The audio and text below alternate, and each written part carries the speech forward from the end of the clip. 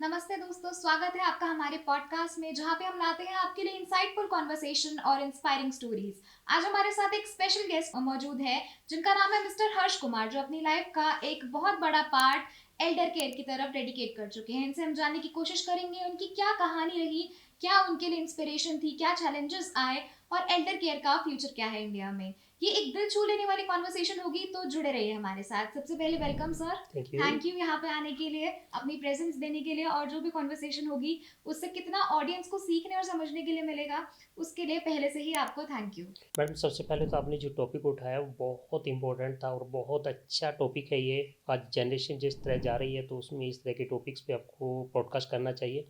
और मैं दिल से फिर एक बार धन्यवाद करता हूँ कि आपने अपने स्टूडियो में मुझे बुलाया। बात करते हैं कि सीनियर्स का, आपने एक क्वेश्चन किया कि सीनियर्स का फ्यूचर। जी। अगर बात करते हैं तो आज सबसे बड़ी चीज़ क्या है कि हर माँ बाप को सिर्फ अपने बच्चों की चिंता लगी रहती है कि उनको एजुकेशन देना है, एक अच्छे स्कूल में भेजना है। सिर्फ हम उसी के ऊपर पूरा ध्यान लगाते हैं, पर कभी सोचते ही नहीं कि हमारे जिन माँ बाप ने हमें पाल पोस कर इतना बड़ा किया है उनके प्रति हमारी रिस्पॉन्सिबिलिटी क्या है। जब हमारे बच्चे हो जाते हैं ना तो धीरे धीरे धीरे देखते हैं कि माँ बाप की तरफ हमारा ध्यान कम हो जाता है। और यही गलती है कि आपको ये नहीं भूलना चाहिए कि आने वाला समय जो है आप भी माँ बाप हो, वो समय आप में भी आना। ये साइकिल है, आपके बच्चे थे, आप बच्चे थे, तो धीरे धीरे धीरे वो टाइम उसी तरह चले जाते हैं। तो मैं कहता हूँ, मेरा एक ही वर्ड्स हमेशा मैं बोलता हूँ कि आपको मंदिर, मस्जिद, गुरुद्वारा, गिरजाघर कहीं जाने की ज़रूरत नहीं है। आपके घर में तो भगवान है, उनको पूज लो, उनमें सब कुछ है।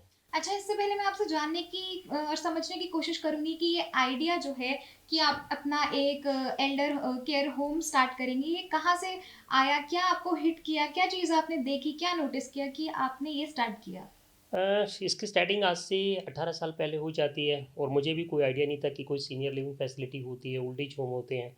और उस टाइम मैं कहूँगा तो इसका प्रचलन कुछ ज़्यादा नहीं था और मुझे भी नहीं पता था कि ओल्ड एज होम्स होते हैं या सीनियर्स वहाँ पर इकट्ठे रहते हैं। मेरी स्टडी काफ़ी, मैं आउट ऑफ इंडिया भी पढ़ के आया और वहाँ पर मैंने ये सीखा था कि हाँ, अपने काम को प्रति डेडिकेट होना चाहिए। जी। इंडिया में मेरी एक अच्छी एमएनसीज कंपनी थी जहाँ पे मैं जॉब पे था और मेरी एमबीए कंप्लीट हुई थी। उस टाइम एचआर में देखता था और उस कंपनी में बहुत अच्छे प्रोफाइल्स के साथ काम कर रहा था।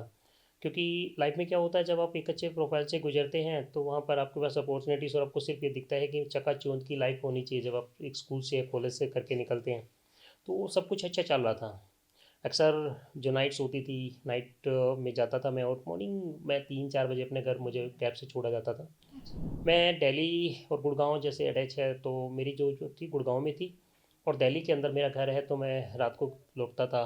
उस टाइम यंग थे तो उस टाइम लगता था कि नहीं, कहीं रुक के चाय पीनी होती थी। दिसंबर का महीना था और डेट थी 19 दिसंबर 2007 की बात कर रहा हूँ मैं आपसे।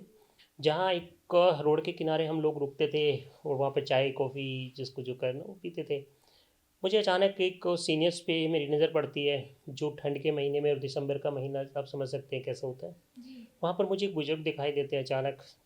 और मैंने देखा कि वो शायद ठंड की वजह से परेशान थे या किस वजह से। मैंने उनको रुक के काफ़ी देर तक रुका, मैं उनको तरफ देखा और फिर मैंने जानने की कोशिश की कि आखिर वो इतनी ठंड में एक बुजुर्ग रोड के किनारे अगर कुछ है तो कोई ना कोई कहानी ज़रूर रही होगी। मैंने उनसे पूछा कि बाबा, आप इतनी रात को 3 बजे हुए हैं और यहाँ पर क्या क्या रीज़न क्या है। उन्होंने मुझे कुछ नहीं बताया। कुछ सहमे हुए थे, शायद इस वजह से कि ठंड थी, और दूसरा ये बताना भी नहीं चाहते थे कि मेरे घर की स्थिति या जो भी था उनके साथ। बड़े प्यार से मुझे उसके साथ 15 मिनट लग जाती है सिर्फ ये पूछने में कि आप यहाँ पे क्यों हैं। मैंने चाय पिलाने के बाद उससे बड़ा प्यार से पूछा कि मुझे बताइए, पर लाख कोशिश करने के बावजूद यकीन मानिए उन्होंने मुझे कुछ नहीं बताया। और सब लोग थे मेरे साथ तो उन्होंने भी मुझे कहीं ना कहीं फोर्स किया कि नहीं, चलते हैं कि हम लोग लेट हो रहे हैं। पर दिमाग में एक चीज़ बैठ गई थी कि एक सीनियर रात के टाइम अगर वहाँ है तो कोई नॉर्मल नहीं थी वो सारी चीज़ें। मैंने जहाँ से चाय पी थी उस पर्सन को बोला कि आप प्लीज़ इसको संभाल के रखना, मैं सुबह यहाँ पर आऊँगा और प्लीज़ अगर ये जाते हैं तो मुझे बता देना, मैं सुबह तक ख्याल रखो इसका। तो मैं उसको बोल के गया और सीरियसली उसने वही किया। और मैं सुबह उनके पास 7:30 बजे पहुंच जाता हूँ क्योंकि रात को मुझे नींद नहीं आई थी, सोच के कि एक सीनियर से मैं बात करके आया जो रोड के किनारे पड़े थे। और वो स्टोरी शायद मेरी ज़िंदगी के लिए एक चेंजिंग्स थी, जहाँ पर मेरी पूरी ज़िंदगी वहाँ से बदल दी है उसने। अच्छा, अभी जैसे हमने 19 दिसंबर मेंशन किया, आपको डेट तक याद है अभी तक? ऑफकोर्स, जैसे आपकी डेट ऑफ बर्थ होती है आप भूलते नहीं हैं, आपकी स्पेशल जो डेट होती है वो कभी लाइफ हम्म। में भुलाई नहीं जाती। तो मेरे लिए वो ज़िंदगी की एक स्पेशल डेट है जो जिसको मैं कभी नहीं भूलूंगा, जहाँ से मेरी नई ज़िंदगी स्टार्ट हुई थी। एक उससे पहले की लाइफ थी और एक उसके बाद की लाइफ थी, दोनों में काफ़ी चेंजिंग्स था। तो नेक्स्ट डे मैं पहुंचता हूँ उनके पास, मैंने उनसे बात की और मेरे दिमाग में था कि कहीं वो चले ना जाएं। जब मैं उनके पास पहुंचता हूँ तो मैंने बड़े प्यार से उनको पूछा कि आप मुझे थोड़ा सा बताओ, मैं आपकी हेल्प करूँगा। बहुत ज़्यादा समय देने के बाद उन्होंने बताया कि वो बड़ा दिल को छू लेने वाली चीज़ थी। वो एक रेलवे में कर्मचारी रहे थे अपने टाइम में, और उनकी पेंशन आती थी। उनके बच्चों ने मार पीट के सिर्फ उनको घर से निकाल दिया था कि उन्होंने अपने पेंशन के पैसे देने के लिए मना कर दिया था। अच्छा। सिर्फ इसलिए मारा गया था उनको। तो मैंने कहा बच्चे को पेंशन देने में दिक्कत ही क्या है, पैसे आपको ज़रूरत क्या है, अपने घर में रहते हैं आप, तो आपको पेंशन की और पैसे की ज़रूरत नहीं होनी चाहिए। तो कहते थे कि नहीं, मेरे साथ बुरा व्यवहार किया जाता है परिवार में, पैसा ले लिया जाता है, टाइम से खाना नहीं देते हैं, इलाज तक नहीं कराते हैं। इस तरह की समस्या अक्सर उनको झेलनी पड़ती थी। तो मैंने कहा चलो मैं आपकी फैमिली से बात करूँगा, अगर वो मान जाए तो आपको रख लेंगे। मैं और मेरा एक फ्रेंड, मैंने उनको बोला कि चलो हम इनकी फैमिली के साथ बात करते हैं। मैं वहाँ पहुँचता हूँ, उनकी फैमिली से बात की तो उनकी फैमिली मेरे ही सर पे चढ़ जाती है कि हम क्यों रखेंगे, फैमिली मैटर में आप कौन होते आने वाले, अपने घर ले जाओ, अपने घर रखो। अच्छा। तो बहुत ज़्यादा एक बर्ताव था वो, बहुत बुरा था। जब इस तरह से देखा तो मैं भी वहाँ से और मेरे फ्रेंड दोनों हम लोग लौट जाते हैं। तो कुछ प्लान नहीं था दिमाग में, सोचे कि इनके लिए कहीं जगह ढूंढी जाए। तो मैंने अपने पेरेंट्स से बात की कि ऐसे ऐसे कुछ सीनियर हैं और रोड के किनारे पड़े हुए हैं, तो हम उनको रख लेते हैं एक दो दिन के लिए। तो मेरे पेरेंट्स ने भी मुझे सपोर्ट नहीं किया और मेरे फादर और मदर ने बोला कि तू अपने माँ बाप को देख, दूसरों के बीच में पढ़ने की ज़रूरत नहीं है। कहीं ना कहीं मुझे लगा कि वो ठीक ही बोल रहे हैं, पर हिम्मत ये भी नहीं हो रही थी कि मैं उस बुजुर्ग को रोड पे छोड़ दूँ। मैंने बहुत कोशिश की अपने पेरेंट्स को समझाने की, घर में जगह भी थी, तो उन्होंने इस चीज़ के लिए मुझे बिल्कुल नहीं मना कर दिया कि नहीं, कल ना कल कुछ हो गया, मर गया या कुछ भी हो जाता है तो उसकी जिम्मेवारी कौन लेगा। हम्म। तो मुझे कुछ समझ में नहीं आया। तो मैं लास्ट में अपने घर वालों से छिपा के एक जगह किराए पर लेता हूँ और उस बुजुर्ग को वहाँ पे छोड़ देता हूँ कि बाबा आप यहाँ रहिए, आपके खाने पीने का इंतजाम मैं करूँगा और आप जब तक रहना चाहें यहाँ रह सकते हैं। ये बात मेरे दिमाग में मानो कि दिल को तो नहीं, दिमाग में बैठ गई थी कि इस तरह के हज़ारों बुजुर्ग होंगे, जब इनके साथ इस तरह का बर्ताव हो सकता है तो शायद किसी और के साथ भी होगा। बिल्कुल। तो मेरा दिमाग वहाँ मेरे जो जॉब थी उससे कहीं हटता जा रहा था और मैं अपने काम में कंसंट्रेट बिल्कुल नहीं कर पा रहा था कि मुझे क्या करना है।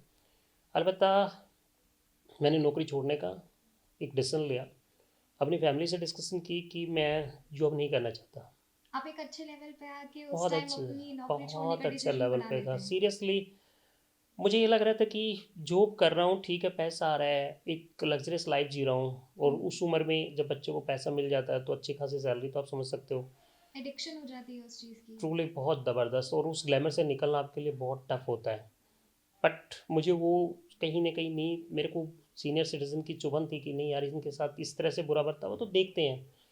मुझे स्टडी करने में लगा मैं, और दिन भर स्टडी करता था कि सीनियर्स के लिए क्या कर सकते हैं। तो वहीं से मुझे एक इंटरनेट से आइडिया मिला कि कुछ ओल्ड एज होम है, साउथ के कुछ ओल्ड एज होम मुझे वहाँ पर मिले।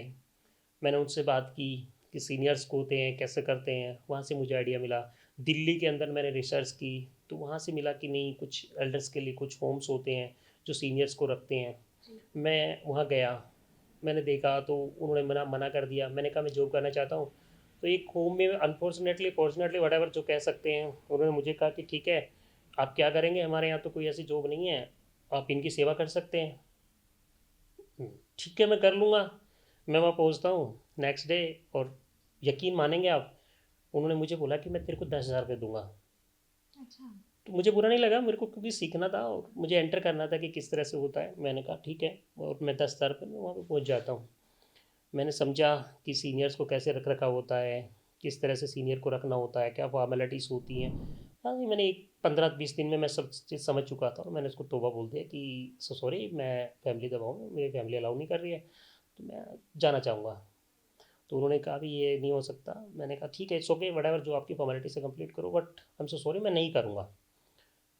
यकीन मानिए उसने बहुत ज़्यादा प्रेशर किया, क्योंकि मेरे को टाइम नहीं ऐसा था कि उन्होंने मेरे को 8 घंटे की जॉब दी, मैं वहाँ पे 12, 13, 14 घंटे, 15 घंटे लगाता था, तो उनको लग रहा था कि एक अच्छा एम्प्लॉय मिल गया। बट मेरे दिमाग में तो कुछ और चल रहा था। आप इनसाइट्स निकालने की कोशिश कर रहे थे। जो तो उसके बाद मैंने अपने फ्रेंड्स से और उनसे बोला। फिर महीना कंप्लीट हो गया, किराए की बात आ गई। बैंक तो था बैलेंस में कुछ पड़ा हुआ था, तो किराया डेली खिलाना एक रिस्पॉन्सिबिलिटी। तो एक बार मुझे भी लगा यार, तूने शायद गलत डिसीजन लिया है, छोड़ दे इस चीज़ को और उन बाबा को बोल, बाबा जितना कर सकता था मैं कर चुका हूँ, अब मेरी हिम्मत नहीं है, आप घर जाइए या कहीं मैं आपको दूसरे सेंटर में छोड़ के आ जाता हूँ। तो मैंने उनसे बात की, वो भी मेरे प्रति एक परिवार का हिस्सा बन चुके थे। जब मैं उनके पास जाता था तो बच्चे की तरह गले लगाना, ब्लेसिंग्स देना, जब उनके लिए कुछ लेके जाता था तो उनकी आंखों में देखने के बाद लगता था कि यार शायद इसको तेरी उम्मीद है। और आखिरी उम्मीद बच्चों से जो ठोकर खा जाता है ना, तो आखिरी उम्मीद कोई सहारा बनता है। अगर मैं भी उनको छोड़ देता तो शायद वो टूट जाते बिल्कुल। मैंने कहा छोड़ना, अब इसको मैं छोड़ भी नहीं सकता और साथ रख भी नहीं सकता, असमंजस में फंस गया। मैंने अपने जो हेड थे मैंने उनको रिपोर्ट किया, मेल किया कि मैं जॉब आगे कंटिन्यू नहीं कर पाऊँगा। 1 महीने की फॉर्मेलिटीज़ होती थी, तो मैंने कहा ठीक है, इट्स ओके, मैं आपको आज रिज़ाइन दिया मैंने। मेरे घर वालों को मैंने बोला कि मैं जॉब नहीं करूँगा, छोड़ दी मैंने नौकरी। तो मेरे घर वालों ने कहा कि ठीक है, जो नौकरी छोड़ी है तो घर से भी निकल जा। जब तू काम अच्छा, हमने तेरे को पढ़ाया लिखाया यहाँ तक इस मुकाम पे इसलिए थोड़ी लेके आए थे कि तू अपनी नौकरी छोड़ेगा। मैंने कहा हाँ मैं छोड़ चुका हूँ, अब जो करना है आपके ऊपर है, रखना चाहते हो रखो, नहीं तो जो बस। तो मेरे पेरेंट्स ने मुझे टाइम कहा कि ठीक है तू जा, और जिस सीनियर्स के पीछे पड़ा हुआ है उसके साथ रहे, अब तू, तेरे लिए कोई जगह तो मतलब नहीं है। बिल्कुल छोड़ दिया मेरे घर वालों ने मुझे यही और कहा। आपने नौकरी भी छोड़ दी है। मेरे पल्ले कुछ था ही नहीं उस टाइम, जो बैंक में था उसके भरोसे में ही था कि मेरे पास तो पैसा है, कोई दिक्कत नहीं है, कमा लूँगा खा लूँगा, पढ़ा लिखा हूँ, कहीं भी जॉब कर लूँगा। तो भरम मेरा था, वो भरम 3 महीने के बाद टूट जाता है कि जो पैसा और जो एक आदमी के अंदर होता ना कि मैं कर सकता हूँ, वो सब चीज़ 3 महीने के अंदर ही सब कुछ खत्म हो गई। अब मेरे पास चैलेंज ये था कि मैं ना तो घर का था, ना मेरे हाथ में जॉब थी, और मेरे पास सिर्फ एक सीनियर थे और एक मैं था, जिसकी अक्सर फ़ोटो देखते हो आज भी। अगर मेरे पूरे घर में देखते हो तो मेरे पीठ के ऊपर एक बुजुर्ग हैं जो आपको दिखाई देंगे पूरे, मेरे कहीं डॉक्यूमेंटेशन में कहीं पे भी देखोगे वही मिलेंगे। वो मेरा पहला शख्स था जिनको मैं उठा के लेके आया था और अपनी पीठ पे ही लेके आया था उनको, जो आज तक फ़ोटो चलती आ रही है। मैंने सोचा जी अब करना तो इनके साथ ही है जो करना है। मैंने किराया दिया, मैंने अपने फ्रेंड्स को कि अभी आप मेरे साथ आओ, हम लोग ये कुछ करते हैं। सीनियर्स के लिए मैंने ऐड लगानी स्टार्ट की।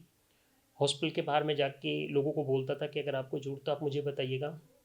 जो ओल्ड एज होम थे मैंने उनमें जाके बोला कि आपको अगर यहाँ पे कोई तकलीफ है आप मुझे बताइएगा, हम भी ऐसा सेंटर, क्योंकि मैंने उसके बाद जगह थी तो मैं 2 से 3 रह जाएंगे, 4 रह जाएंगे।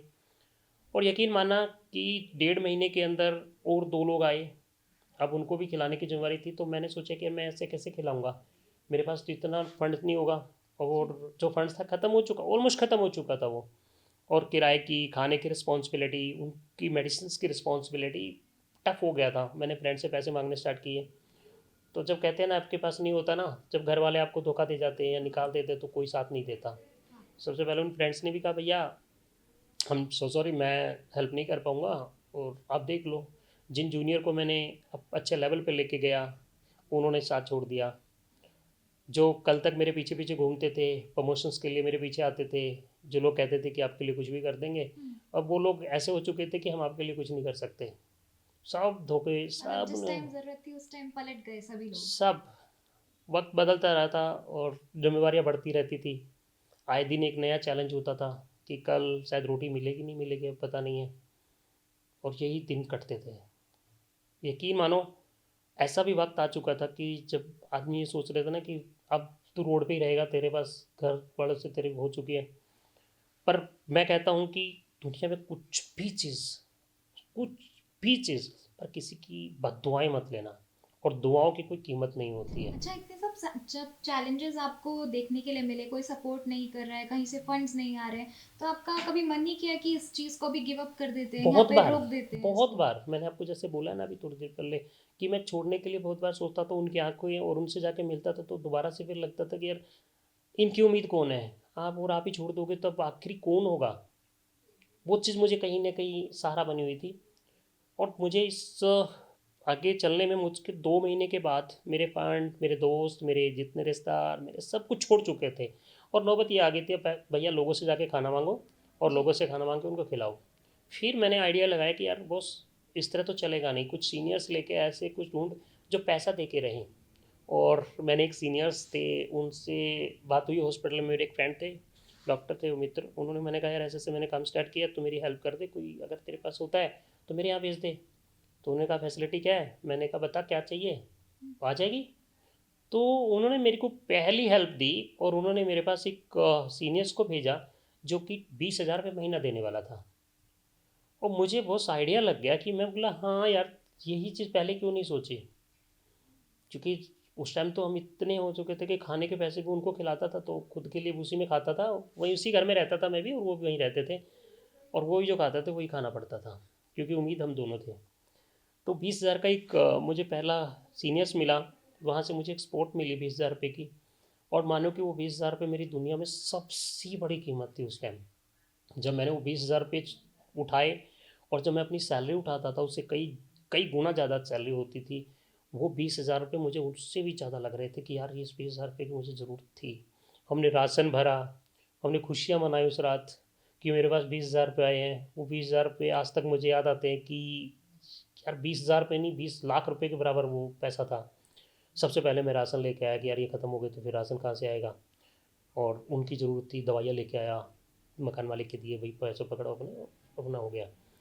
उसके बाद मुझे दो लोग मिले, तो एक उम्मीद बनती रही कि अब शायद भगवान मेरा साथ दे रहा है, अब मुझे सीनियर्स का आशीर्वाद मेरे को लग रहा है, अब बेटर कर सकते हैं।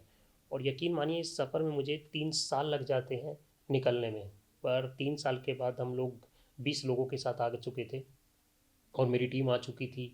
मेरे घर वालों को ये लग चुका था कि 3 साल बीत चुके हैं, ये छोड़ने वाला नहीं है, 20 लोग आ चुके हैं इसके साथ, अब तो मतलब ही नहीं बनता है। तो धीरे धीरे फिर पेरेंट्स ने भी इन्वॉल्व होने लगे कि ठीक है, घर जाना आना हो गया।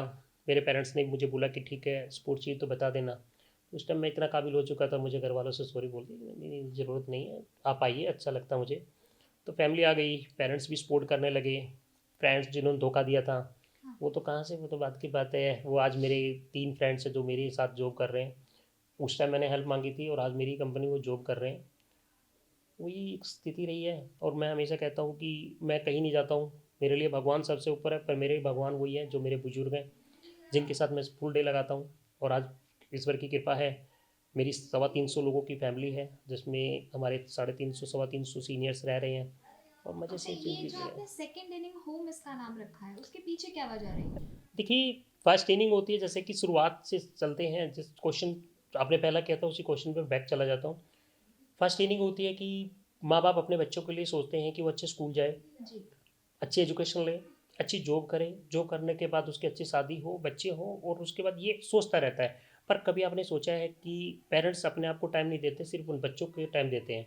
और रिटायरमेंट की एक आदमी की एक उम्र होती है, 60 साल, 65 साल, 70 साल के बाद वो भी चाहता है कि वो रिटायर होने वाला है तो उसका कोई सहारा बने, और उसी सहारे में उसके साथ छोड़ दे तो उसका कोई साथ नहीं होता। पहली इनिंग जो होती है किसी भी, क्रिकेट की, हॉकी की, फुटबॉल की, बड़ी इजी होती है बॉस। और सेकेंड इनिंग जो स्टार्ट होती है ना, वो सबसे ज़्यादा टफ होता है, फिर टास्क होते हैं।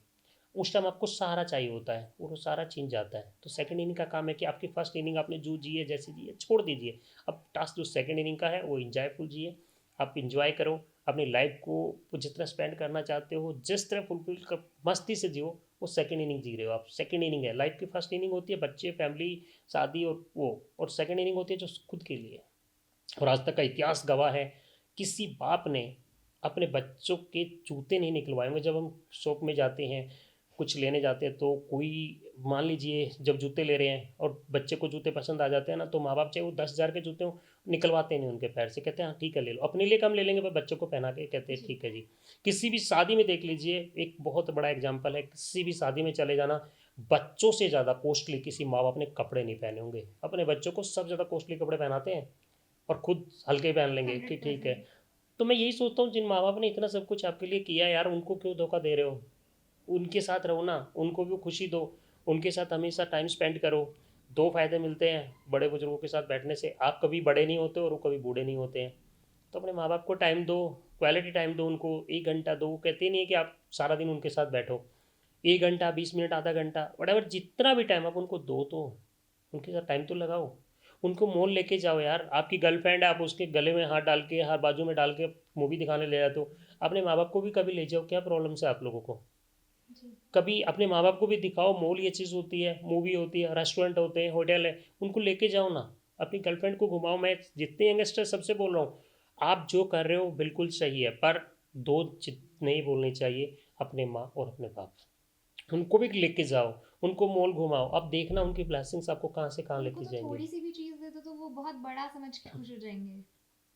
एक और सच्चाई मैं बताता हूँ, किसी इस दुनिया की सच्चाई है, किसी माँ ने अपने बेटे की बुराई नहीं करी होगी आज तक। नोट कर लेना, इस दुनिया का इतिहास उठा के देख लेना, किसी माँ ने अपने बच्चे की बुराई नहीं करी होगी। कोई शिकायत भी लेके आता तो क्या कहते हैं, हम समझा देंगे, कोई बात नहीं, बच्चा है। बिल्कुल। मतलब उनके लिए 50 साल का भी बच्चा ही लगता है उनको। अगर गलती हो जाती है तो कह रहे नहीं, मेरे बेटे की संगत ही ऐसी थी, उसकी वजह से ऐसा हो गया। कभी अपने बच्चे का कसूर नहीं निकालते वो। और बच्चे हैं, 1 मिनट में जब बड़े हो जाते हैं तो उसी माँ बाप को कहते हैं कि आप सटिया गए हो, अब बूढ़े हो गए हो, अब आपके काम बढ़ गए। अरे माय डियर, आप सोचिए ना, जिस टाइम आपकी लैटरिन धोते थे वो भूल गए क्या दिन? गीले में सोते थे, आपको सूखे में सुलाते थे, दिन भूल जाते हैं बच्चे। पर मैं कहता हूँ जो बच्चे ऐसा करते हैं अपने माँ बाप के साथ, सीरियसली उनको वही चीज़ मिलती है और डबल होके मिलती है। जी, अभी जैसे कि यंगस्टर्स हमें देख रहे होंगे हमारे ऑडियंस में, और भी कुछ लोग होंगे, उनसे आप कुछ ऐसी स्टोरी शेयर करना चाहेंगे जो काफ़ी आपके दिल से पास हो, कुछ ऐसे इम्पैक्टफुल स्टोरी हो जो आपने देखा हो, आपको बहुत अफेक्ट करी हो कभी? नहीं, देखिए मेरे सामने बहुत सारी स्टोरीज हैं, मैंने ऐसे से केस हमने देखे हैं। कोरोना काल की बात करता हूँ, जब लोग अपने को छोड़कर अपने घर में बैठे हुए थे तो उस टाइम एक भी दिन, सिंगल डेज हम अपने घर में नहीं रुके। हम डेली दाह संस्कार करने जाते थे, क्रिमिनेशन ग्राउंड होते थे, लोगों को खाना डिस्ट्रीब्यूट करते थे अच्छा, हर रोज़। लॉकडाउन के टाइम पे कैसे मैनेज कर पा रहे थे? आपको एक हकीकत बताऊं, हमारे किसी भी सेंटर में एक भी कोरोना का केस नहीं आया। और ऊपर वाले की कृपा है, हमारे किसी भी फैमिली में एक भी कोरोना का केस नहीं हुआ। You believe it? ये भगवान की साक्षात सच्चाई है। किसी भी सेंटर में, 3 सेंटर में एक भी सिंगल ऐसा केस नहीं निकल के आया जिसको कोरोना हुआ है। और एक भी मेरे स्टाफ के साथ किसी फैमिली में एक ऐसा नहीं था जिनके साथ कोरोना का कोई केस हुआ हो, जबकि हिंदुस्तान में कोई आदमी बचा नहीं था। तो यहाँ से विश्वास हुआ कि इनकी ब्लेसिंग्स में बहुत ताकत है। हम लोग डेली जाते थे क्रिमिनेशन ग्राउंड, जो एक्सपायर हो जाते थे, जो अनक्लेम बॉडीज होती थी, सरकार हमें देती थी एनजीओज को, हम जी। जाके उनका दाह संस्कार करते थे वहाँ पे। और डेली हम अपने घर भी पहुँचते थे। पर कभी डर नहीं लगता था कि हम क्या करके आए, हमें लगता है ठीक है ये हमारा काम है, हम करते रहेंगे। जो लोग रोड, सबसे ज़्यादा इम्पैक्ट कौन हुए थे? वो लोग हुए थे जो रोड पे पड़े हुए थे, जो रोड पे रह रहे थे। हम लोग तो अपने घर में शेप हो गए थे कि ठीक है कोरोना है। अरे माय डियर, उनका घर नहीं है, वो रोड पे बेचारे खाना उठा उठा के खाते, भीख मांग के खाते, उनका घर कहाँ है? उनके लिए किसी ने नहीं सोचा। हम उन लोगों के लिए खाना पैक करवा के उन लोगों के बीच में जाते थे, उनको खाना दे के आते थे, पानी दे के आते थे, कि अच्छे से वो जीवन जी सके। और उसके बाद तो 15-20 दिन के बाद नॉर्मल हो गया था। जब 23 मार्च की बात कर रहा हूँ, जिस दिन लॉकडाउन स्टार्ट हुआ था, 23 मार्च को पहले लॉकडाउन था, और जी। उस दिन भी हम रोड पे थे, वो पिक्चर्स और वो फोटोज आज भी हैं। और लगातार हम काम करते रहे थे। अच्छा, एक कोरोना के टाइम पे सबसे ज़्यादा रिस्क तो वृद्ध लोगों को ही था, तो आपने कैसे इंश्योर किया कि ये लोग सेफ रहें इस टाइम पे? उन लोगों को वो मोटिवेशन होता था कि हम जब से अपने सेंटर में पहुंचते थे, दूर तो रहते थे, कर उनको आपने देखा होगा सेंटर पे काफ़ी सिक्योरिटी और सेफ्टी के साथ काम किया जाता है। जी। हम उन लोगों को मोटिवेट करते थे, हमने टेलीविज़न बंद कर दिया, हमने न्यूज़पेपर बंद कर दिए, हमने कम्युनिकेशन के सारे सिस्टम थे वो बंद कर दिए कि बाहर से कोई खबर ना ताकि आए। डर का माहौल ना ट्रू। रहे। वो एक कहीं न कहीं खौफ था कि वो सारे कम्युनिकेशन के जितने सिस्टम थे सब कुछ बंद किए गए पहले। हम किसी को ये नहीं बताते कि न्यूज़पेपर हमने बंद कर दिए, न्यूज़पेपर नहीं आ रहे हैं। टेलीविज़न की केबल्स कटवा दी थी, इंटरनेट से कनेक्टिविटी ख़त्म कर दी थी कि ये लोग अपने ही मगन में रहे। हम्म। वही एक सबसे बड़ा कारण हो सकता एक है। अच्छा एटमॉस्फेयर, मतलब एक सेफ एनवायरनमेंट उन्हें अंदर दिया। थे सब लोग, गाते थे, खाते थे आराम से, हम्म। गाना सुनते थे, वो चीज़ अलाउ थी। बट बाहर की कोई चीज़ अंदर आ जाए या अंदर से कोई चीज़ बाहर चली जाए वो पॉसिबल ही नहीं थी। स्टाफ था, 24 आवर्स का स्टाफ था। स्टाफ के साथ बहुत बड़ा चैलेंज था। स्टाफ नहीं रुकता था तो उस टाइम नहीं, मेरे बच्चे हैं, हमें जाना होगा, मेरे घर में है, ये है। तो हमने स्टाफ को 6-6 महीने की एडवांस सैलरी दे के रखा कि नहीं, 6 महीने की सैलरी ले और आप अपने बच्चों को दे दो, वो ठीक रहेंगे। आप राशन लेना चाहते हो हमसे राशन लेके जाओ, आपके घर में राशन नहीं है ले जाओ। वो चीज़ भी हमने दी। तो वो एक टफ पीरियड था हमारे लिए, चैलेंज था स्टाफ को लेके। खैर वो भी टाइम निकल गया उस जी, टाइम पे अभी भी। हम सेकेंड इंडियन की बात ही कर रहे हैं, तो ये बताइए कि क्या क्या फैसिलिटीज़ आपके सेंटर में मिल रही हैं अभी लोगों को, देखिए आज की सीनियर्स बात को? करें, आज हमारे पास 3 सेंटर रन कर रहे हैं। मैंने जैसे बताया कि वो भी समय था जहाँ पर पैसे को लेकर और चीज़ों को लेकर मैंने खुद को भी प्रैक्टिकली देखा है। तो मैं उस चीज़ से आज भी हटा नहीं हूँ। आज हमारा एक सेंटर चलता है जहाँ 200+ लोग रह रहे हैं, वो फ्री ऑफ जी। कॉस्ट रह रहे हैं, उनसे कोई चार्ज नहीं लेते हम लोग। उनका खाना, रहना, मेडिकल फैसिलिटी, उनका ट्रीटमेंट सब कुछ फ्री ऑफ कॉस्ट है। अगर आप भी कहीं पर कोई भी अगर बुजुर्ग देखते हैं तो मैं मैम को बोलूँगा मेरा नंबर नीचे डालें और वहाँ पर सेंटर पे छोड़ के आएँ। आपकी कोई फॉर्मेलिटीज़ नहीं है, आप उनको, हमारे सेंटर 24 घंटे खुले रहते हैं, आप लेके आइए और हम उनको वहाँ पे रखेंगे और पूरे लाइफ टाइम तक रखेंगे जब तक उनकी लाइफ है। मतलब सभी उसके लोग वेलकम हैं। सबका 24 आवर्स वो सेंटर खुला रहता है हमारा। आप कभी भी लेके जाइए या आप हमें बताइए, हमारी टीम आएगी उनको लेके जाएगी। और कीड़े पड़े हों या पागल हों, आप जिनको पागल बोलते हैं हम तो उनको भगवान बोलते हैं, वो हमारे लिए भगवान है। हम कभी पागल नहीं बोलते हैं। आप लोग कहते हैं रोड के किनारे जब ऐसे कोई घूमता है जिनकी मेंटली सिचुएशन ठीक नहीं होती, फिजिकली ठीक नहीं होती, तो आप उनको थोड़ा सा अवॉइड करते हैं। मैं कहता हूँ अवॉइड ना करें, सिर्फ एक कॉल करें। आप हमें कॉल करें, हमारी टीम आएगी उनको लेके चली जाएगी, वो अपने घर पहुँच जाएंगे। क्या दिक्कत है? तो आपको तो एक कॉल ही करनी है ना, तो उसमें आप कॉल करें, हमारी टीम आएगी उनको लेके जाएगी और आप भी जीवन संवार सकते हैं। जरूरी नहीं कि पेंजू कॉल के ही कर सकते हैं। आपको तो एक कॉल करनी है, तो आप भला कर रहे हो किसी का, वो सेंटर पहुंच जाएंगे, उनकी लाइफ अच्छी हो जाएगी। भगवान जी आपको भी कहीं ना कहीं उस चीज़ का फल देंगे। जी ये अच्छा, जो चीज़ है। लोग सेंटर पहुंचते हैं 24 घंटे तो किस तरह का उनका एक दिन पूरी तरह से बीतता है? क्या क्या एंड करते हैं वो पूरे दिन में? क्या चीजें देखते हैं? क्या इंटरेक्शन होती है उनकी आपस में? इस पॉइंट से मैं इसका जवाब दूंगा आपको, पर उससे पहले मैं उस बात को पूरा कर लेता हूँ जो बात रहेगी बीच में। हमारा दूसरा सेंटर है जहाँ पर बहुत अच्छे लोग रह रहे हैं, जिनमें अगर हिंदुस्तान के आईएएस आईपीएस जस्टिस ऑफिसर्स इस तरह के लोग हमारे दूसरे सेंटर पे रहते हैं, जो डिग्निटीफुल लाइफ जीते हैं, जो गवर्नमेंट ऑफ इंडिया के बहुत अच्छे अधिकारी हैं, वो हमारे सेंटर पे रहते हैं, क्योंकि हम उनको लग्जरी लाइफ देते हैं। उनकी डिग्निटी होती है, वो हम उनको देते हैं। दूसरा सेंटर हमारा जो है वो दिल्ली चर्च रोड पे है, एक फार्म हाउस में बना हुआ है। तो उन लोगों के लिए हमने वो सारी फैसिलिटीज़ दी है। मेडिकल फैसिलिटीज़ हैं, उनके साथ अटेंडेंट है, डॉक्टर हैं, फिजियोथेरेपी, वो सारी फैसिलिटीज़ है जो एक एज में चाहिए होती हैं। होम थिएटर बनाया उनके लिए, गेमिंग के लिए बहुत अच्छा उनके लिए टाइम दिया हमने। गेम्स के ऊपर हम रखते हैं, मोटिवेशनल स्पीकर्स आते हैं वहाँ पे, फिजियोथेरेपिस्ट है, योगा मेडिटेशन बहुत सारे, अगर बताने लगूंगा तो बहुत लंबा टाइम बहुत लग जाएगा। तो वहाँ पर वो लोग रहते हैं। उन लोगों के लिए बनाया जो मिडिल क्लास है, जिनके पास पैसे नहीं है, कम पैसे कम बजट में रहते हैं, उनके लिए भी हमने सेंटर बनाए। कम पैसे में वहाँ रह सकते हैं, वो लोग भी रह सकते हैं जिनके पास पैसा नहीं है, और वो लोग भी रह सकते हैं जो लाखों रुपए देने की हैसियत रखते हैं। तो हमने जीरो से लेकर और ऊपर तक के सारे सेंटर हमारे हैं। आप बिल्कुल बेहिचक होकर हमारे सेंटर पे कांटेक्ट कर सकते हैं। अगर आपका पैसा नहीं है तो डरने की ज़रूरत नहीं है हमें। अगर पैसा है, इंजॉय करना चाहते हैं, तो भी आप रह सकते हैं, और कम पैसा है, कम बजट है, तो भी कॉल कर सकते हैं, आप हमें कॉल करें। यानी कि आपको सब कुछ मिलेगा, नहीं है तो भी मिलेगा, और है तो भी वही सारी फैसिलिटीज़ मिलती है। काफ़ी अच्छी बात है। अभी हम उस टॉपिक पे आए थे कि क्या क्या एक्टिविटीज़ करवा रहे हैं। आपने बोला कि होम थिएटर है। हाँ। तो इसके अलावा अगर हम देखें तो एक एल्डर की फिजिकल नीड्स के अलावा मेंटल नीड्स भी होती है, कुछ इमोशनल सपोर्ट, तो उस चीज़ के लिए क्या करते हैं? देखिए, सबसे पहले होता है कि अटैचमेंट। अगर आपसे किसी चीज़ का अटैचमेंट हो जाता है, सपोज कि आपके पास मोबाइल है, वो आपकी अटैचमेंट है, वो आपके साथ एक रिश्ता बाउंड हो जाता है। आप अपने मोबाइल के बगैर एक मिनट नहीं रह सकते, जबकि वो बोलता बिल्कुल। नहीं है। वो तो इंसान है, वो तो बोलते हैं। आप उनके साथ जब जाते हो, गले मिलते हो, उनके साथ बैठ के बातें करते हो, तो वो आपके साथ एक ऐसा अटैचमेंट हो जाती है, उनके बगैर आप रह नहीं सकते। बात करते हैं उनके टाइम की, तो उनको घुमाने के लिए हम, हमारे जो सीनियर्स हैं, वो पीवीआर जाते हैं, पिज़्ज़ा हट जाते हैं, प्रेजेंट हाउस होके आए हम, अच्छा। अभी लोटस टेम्पल होके आए हम। एंड हम हर हफ्ते कहीं ना कहीं मार्केट जाते हैं, मॉल जाते हैं। एंड इधर से लोटस टेम्पल के बाद हम मंदिर जाते हैं, गुरुद्वारा हमारे सीनियर्स जाते हैं। हमने कोई जेल नहीं बनाई है, हमने फ्रीडम दिया है। हमने सीनियर्स को बोला है कि आप बिल्कुल राजा हो अपने टाइम के। जो समय बीत गया उसको तो वापस नहीं लौटा सकते, वो तो आपका समय था, बट आज जो जी रहे हो वो ऐसी लाइफ जी के जाना है कि आने वाले वक्त जितने साल जो अपने दुख सुख जो भी बटे, जो भी आपने ज़िंदगी जी है, बट आज की जो ज़िंदगी है वो आलीशान ज़िंदगी जीनी है। आपको ये जीना है कि हाँ मैं कुछ भी हूँ बट बहुत कुछ हूँ, और उसी का इंजॉय करवाते हैं, बाहर लेके जाते ये तो हैं। एक तरह से उनके घर से अलग एक दूसरा घर ही हो गया है। जाएंगे नहीं अपने घर, कोई यही घर है, यही फैमिली है, इसलिए हम कहते हैं सेकंड इनिंग फैमिली। एक फैमिली है यहाँ पर, कोई होम नहीं है, सिर्फ फैमिली है। फैमिली में सब बच्चे हैं, बूढ़े हैं, जवान हैं, वही चीज़ है। और आज की कृपा है ऊपर वाले की, हमारे सेंटर में लगभग लगभग अच्छे खासे लोग रह रहे हैं। सेंटर में जगह ही नहीं है। ऐसे लोग हैं जो अपनी लाइफ को अच्छा स्पेंड कर रहे हैं, काफ़ी सालों से रह रहे हैं, और अपने टाइम के किंग मैं बोलता हूँ उनको, जो कि किंग थे अपने टाइम के,